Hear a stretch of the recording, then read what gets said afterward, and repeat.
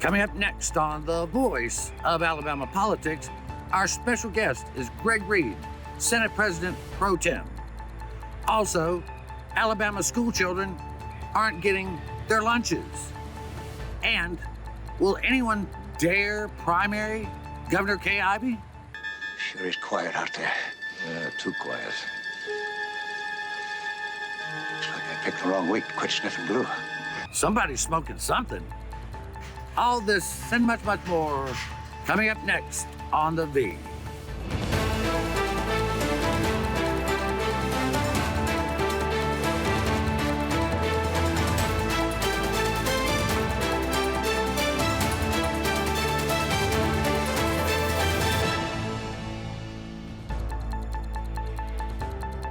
Welcome to The Voice of Alabama Politics, where we tackle the tough issues so you have the hard facts.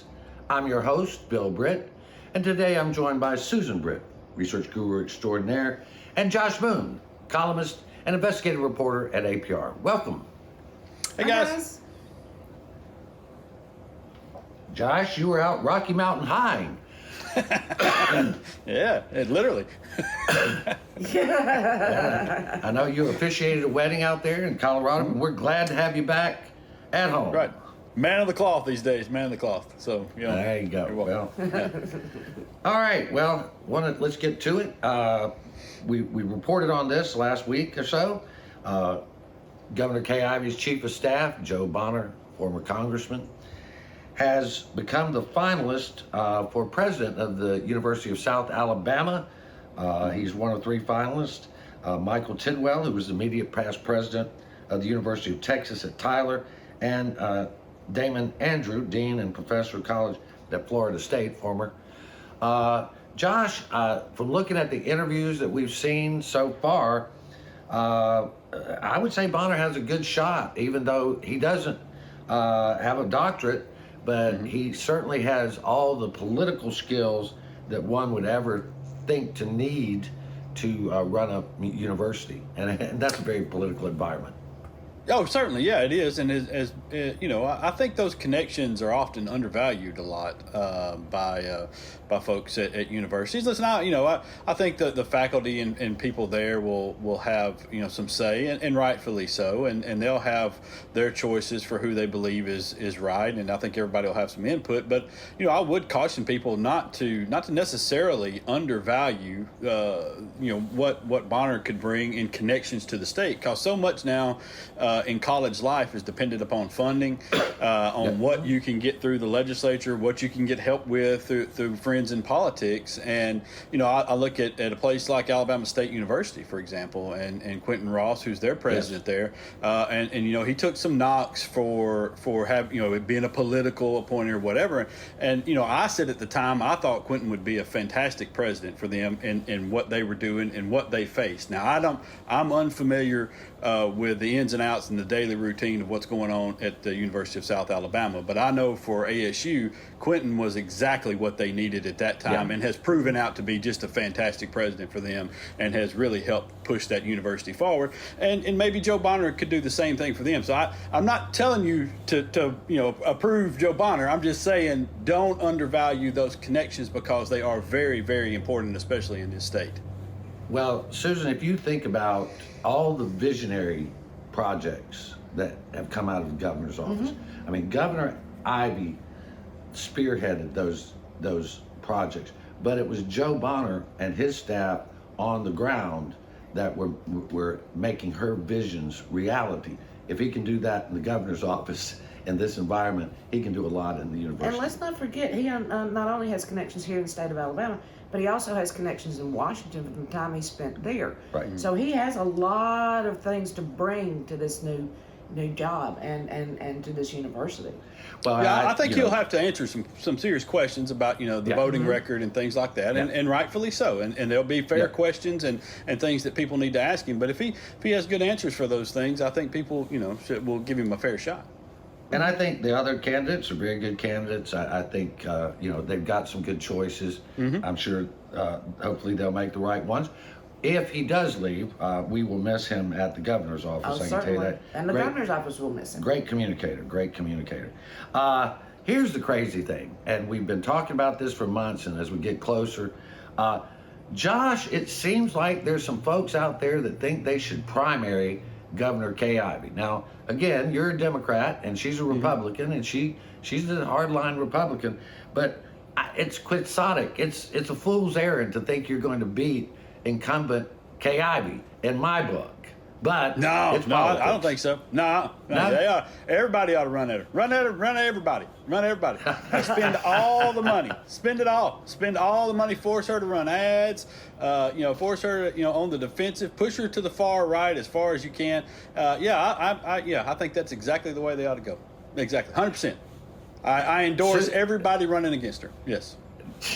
Susan, she will beat them like a rented mule. This is a fool's errand, people. You're just going to spend your money, you're going to spend your time, and it's a waste. It's all a waste. Don't listen to these people. Y'all run. Don't listen to these people. Shut up, Josh. Kay Ivey has gotten more done in her tenure than the last two governors ever got accomplished. It's crazy. But anyway. Listen, the last guy got a lot of stuff done. We didn't necessarily like it, but he did a lot of things. They weren't necessarily gubernatorial, okay? Yeah, exactly. At least there's just that. ask Wanda's desk, I don't want to know about Wanda's desk. I tell you the thing, Josh, you reported on this story, and AL.com has reported on it as well. Alabama public schools don't have food. I read a tweet the other day, and I wish I'd have kept it, where a mother said that her daughter came home and told her that she had 2 chicken nuggets on a bun and no side, and that was for lunch. And I saw another one where they had a slab of turkey and a bowl of carrots. That was lunch for the kids. And this is serious, people. This is very serious. Yeah, I mean, Josh, and listen, straight up, AL.com did all the heavy lifting reporting wise on this, and the education lab that worked on this thing, and so which is a really great resource for the state. And but it's a catastrophe in the making here, and we're watching it unfold slowly in front of us, and we've known about it for months now. That this was a possibility, and we've been dealing with the effects of it for at least a couple of months.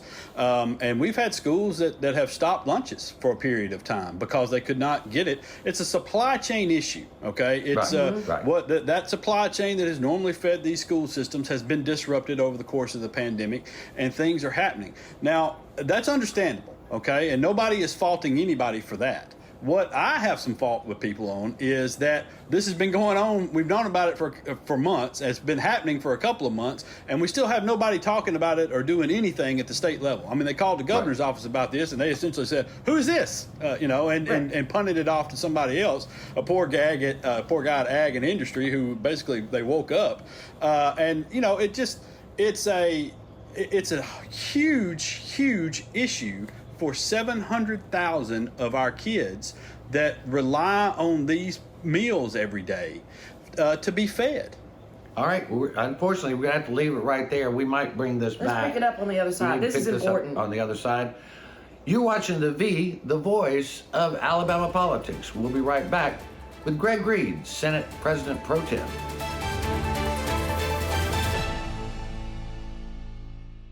Whether I am in Margaritaville enjoying a cheeseburger in paradise or cruising around on the Gulf of Mexico, I always make sure to vote. I am Jimmy Buffett, and I want to encourage you, too, to become a registered voter and to obtain a photo ID so you can have your voice heard and your vote count just like me. It is 5 o'clock somewhere, but fortunately, you have from 7 a.m. to 7 p.m. to get to the polls and exercise your right to vote. Keep making a difference for Alabama.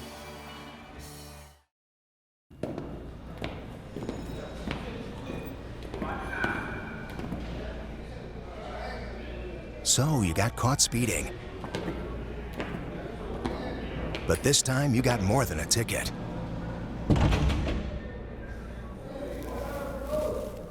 What are you in for? Vehicular homicide. Stop speeding before speeding stops you. Drive safe, Alabama. A message from your Alabama Department of Transportation.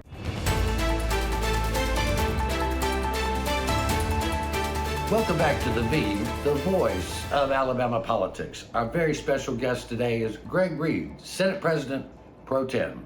Senator Reed, welcome. Bill, thanks so much. It's a privilege for me to be with you and Susan always. We were talking about the far reach of your program all over Alabama, so I appreciate the opportunity for you to invite me to be a part of your program today. Thanks so much. Well, your leadership is very important in Montgomery and around the state, and the leadership that you provide impacts every Alabamian, whether they know it or not, and we appreciate you joining us today. Something that maybe some of our viewers have remembered we've talked about in the past, but it's really turned out to be an exciting and potentially game-changing situation for Alabama, and this is the Innovation Commission, which you have served, or you serve currently as the vice chair, and it's also in coalition with the Hoover Institute and Condoleezza Rice. Can you tell us a little bit about what's happening with the Innovation Commission and what you hope to see it accomplish? Well, I'm very excited about the Innovation Commission. It certainly has a group of extraordinary Alabamians that are a part of the commission. I think the governor of Alabama did a really good job in pulling together this group of men and women who are some very successful entrepreneurs, owning startup businesses, financing for startups, those kinds of things. So I'm excited about the work that's being done. You know, the basis for the Innovation Commission was how can we find a way to encourage and grow opportunity for entrepreneurship, high-tech industries, startup businesses in Alabama? How can we retain talent? How can we recruit talent to our state, especially in the areas of high-tech industry? Alabama's done a phenomenal job through the Department of Commerce in recruiting a lot of manufacturers and industrial clients to our state, and that's provided a lot of really strong jobs across Alabama. But we see that there is an emerging opportunity for our state to be very involved in entrepreneurship and startups. And so how can this commission be able to study the issue and be able to find ways that we can maybe change the law, change regulations, offer encouragement, recruitment opportunities, branding, marketing of the state of Alabama? How do we do all that, and what are the reasons that that is so important moving forward in our state? So that's what the commission has been engaged in. We've been meeting for 18 months. As a matter of fact, this week we're going to be finalizing our last meeting. We have a report coming at the end of October, and so I have been very impressed with the feedback we've gotten from the group. One of the things that's very unique, we have an advisory council that includes some very prominent Alabamians like Secretary Greg Canfield, the Secretary of Commerce, Zeke Smith of Alabama Power, who chairs that group. Dr. Condoleezza Rice, former Secretary of State, is on that advisory council. These are folks that all have strong ties to the state of Alabama. The unique element with Dr. Rice is she's the chair of the Hoover Institution at Stanford University in California.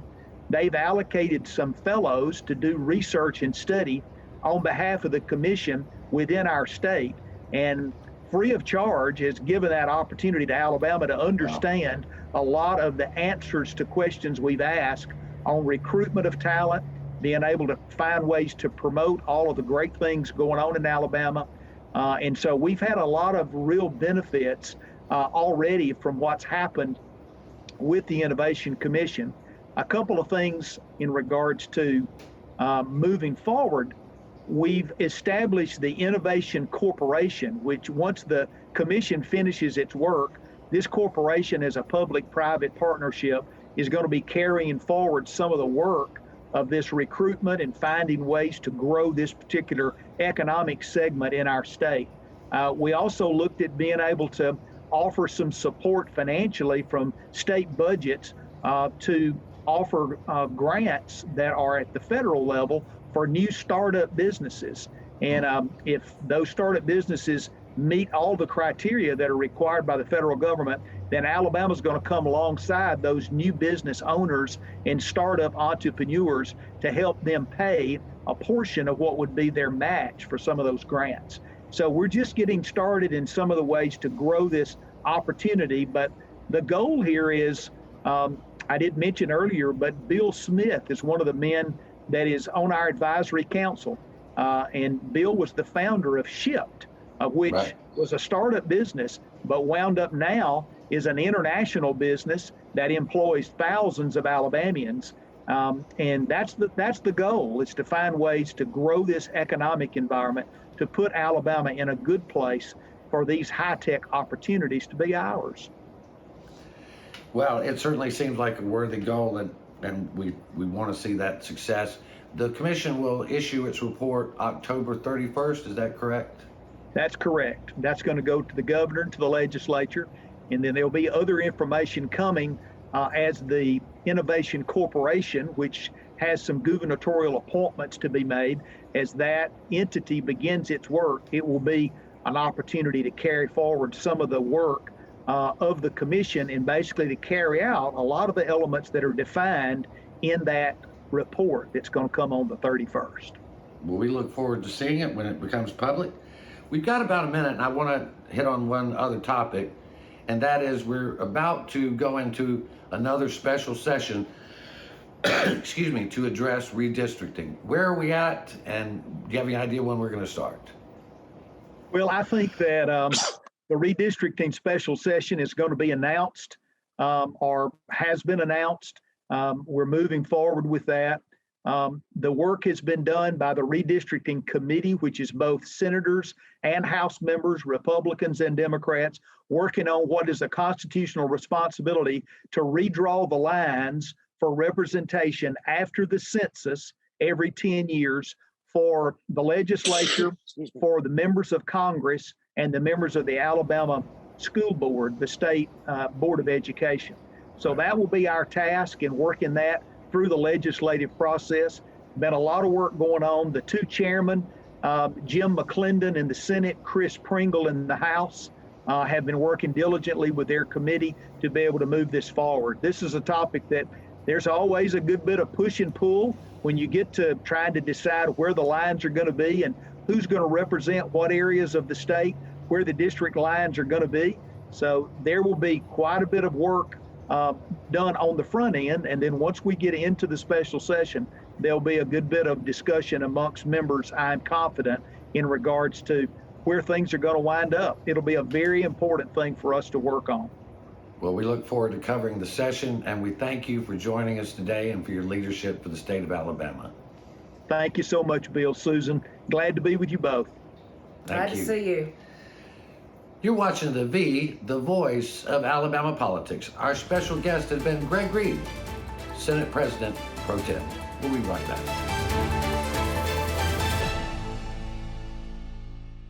You'll never guess what 400,000 people in the U.S. were using when they crashed their cars last year. No, not this. This. Distracted driving will kill you. Drive safe, Alabama. A message from your Alabama Department of Transportation. Whether I am in Margaritaville enjoying a cheeseburger in paradise or cruising around on the Gulf of Mexico, I always make sure to vote. I am Jimmy Buffett, and I want to encourage you, too, to become a registered voter and to obtain a photo ID so you can have your voice heard and your vote count just like me. It is 5 o'clock somewhere, but fortunately, you have from 7 a.m. to 7 p.m. to get to the polls and exercise your right to vote. Keep making a difference for Alabama.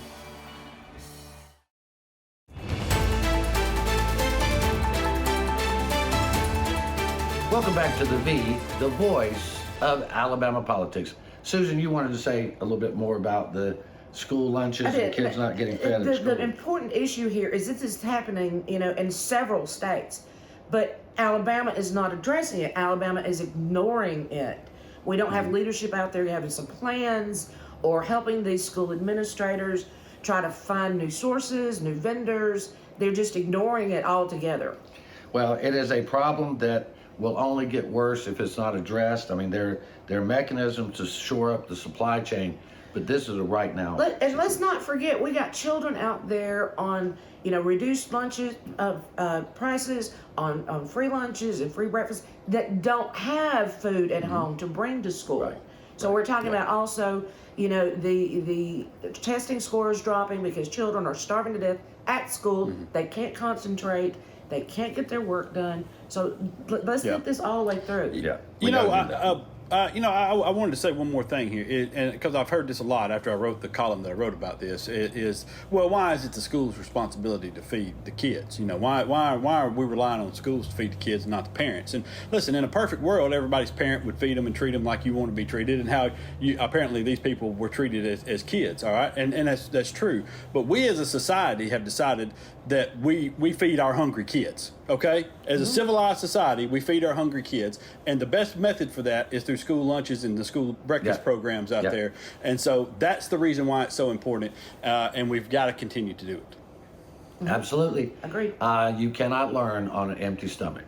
No. So everybody needs to get active and call your representatives, call the governor's office, call whoever you need to call to get them to pay attention. Now we're going to get a call from those people. Well, all right, well, that's good. Sorry. It's fine. We'll tell them what they need to know. Exactly.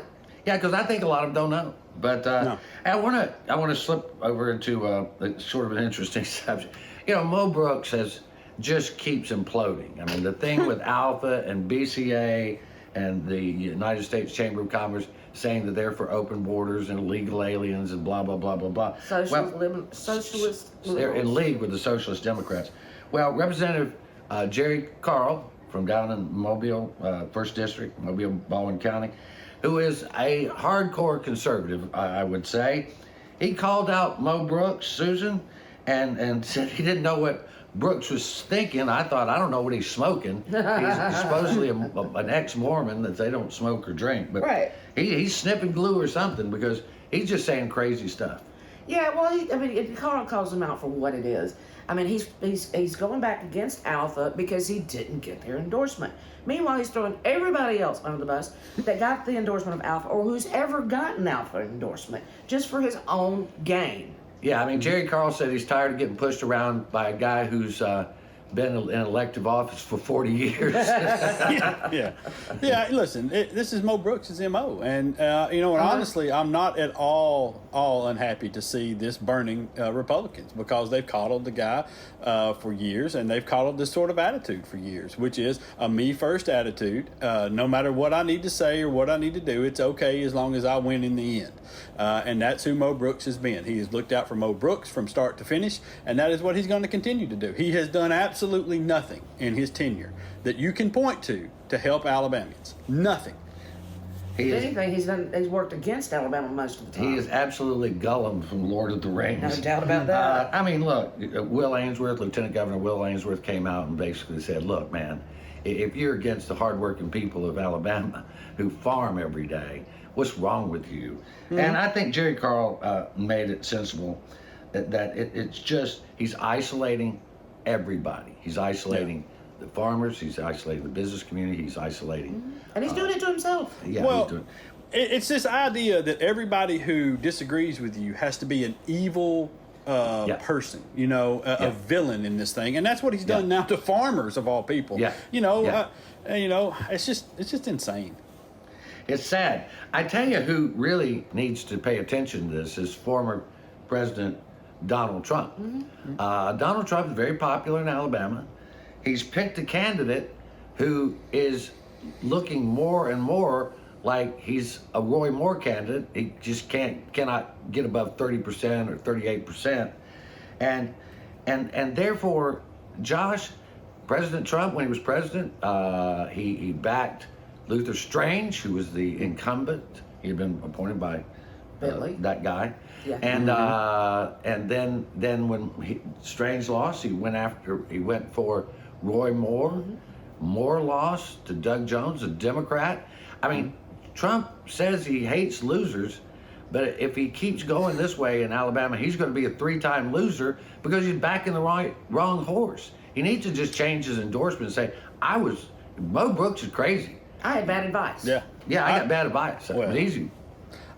That's fine. But I mean, honestly, if you're one of the other candidates in there, if you're Katie Britt or Jessica Taylor or whoever, do you want the Donald Trump endorsement at this point? I mean, it's basically the kiss of death. I mean, the guy lost the House, the Senate, and the White House in 4 years. I mean, why do you want it?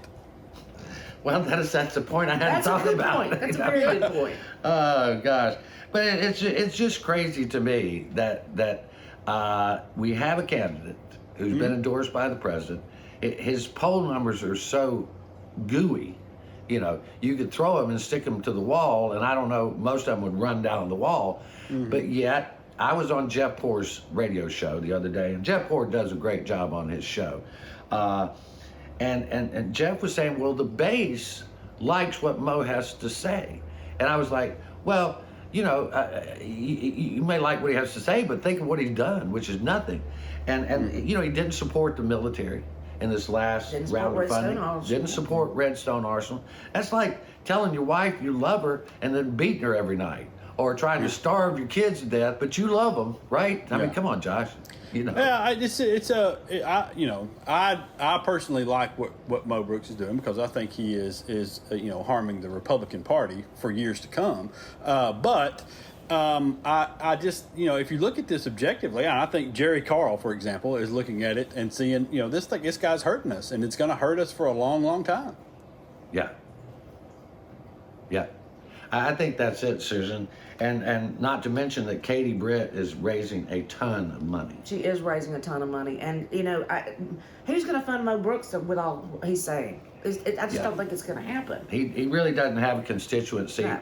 But I said the other day that he should quit the race, and if not, former President Donald Trump should tell him to do so. But we're going to have to leave it right there. You've been watching The V, the voice of Alabama politics. You watch us, because we watch them.